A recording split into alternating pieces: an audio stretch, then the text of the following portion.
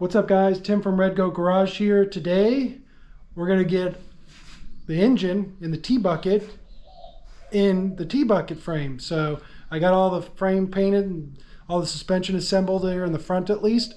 So today I want to get this off the engine stand, get it connected to the 4L60E down there, and get both of those stabbed in. So let me show you how I'm going to do it. So first off, if you can like and subscribe, I would really appreciate it.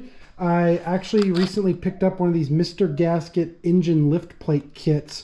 Normally I just do the thing with, hook a chain in the front, hook a chain in the rear, and do that. And honestly, that works just fine. But this is a little bit nicer setup, and this thing's made for, let's see, 2 and 4 barrel carburetors. Most fits GM LS engines. It bolts to the valley plate here. Can lift engine with or without transmission attached. 3 different lifting angles.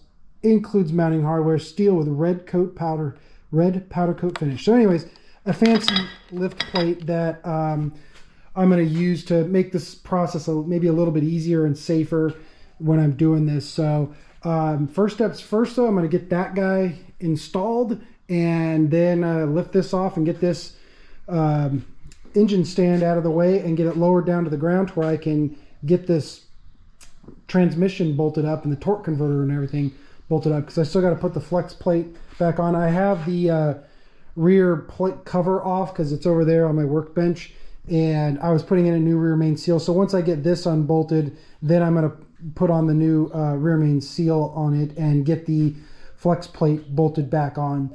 So let me get all that rocking and rolling and show you what's going on next.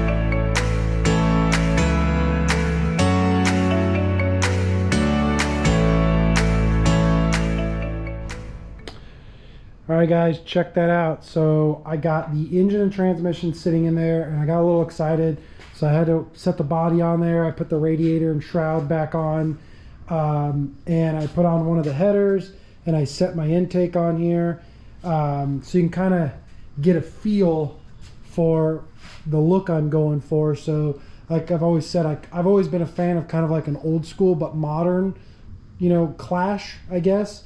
So I feel like the LS is definitely modern, but then like the cool old school Holley valve cover look, makes it look a little more old school. But then the fabricated intake is kind of old school, but at the same time kind of new school.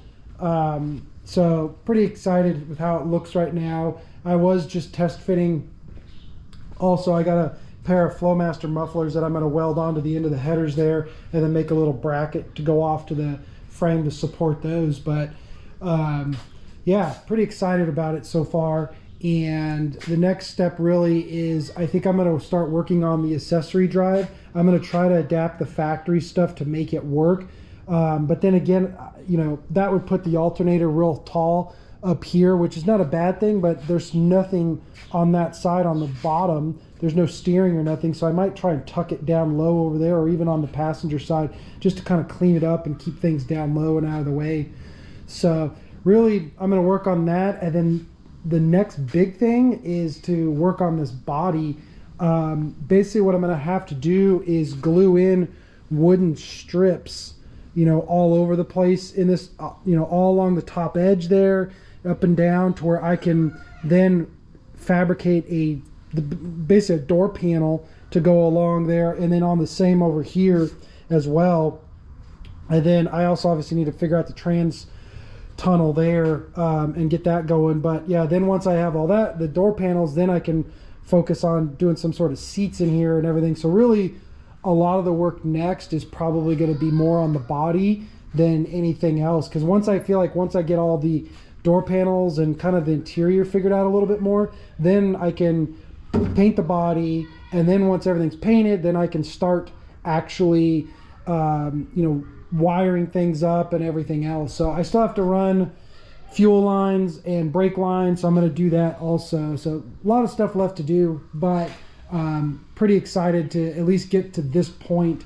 You know, one, it just helps keep me going, but two, it also frees up my little garage. Since, like I said, I'm only in a 2-car garage. You can see the Chevelles out there.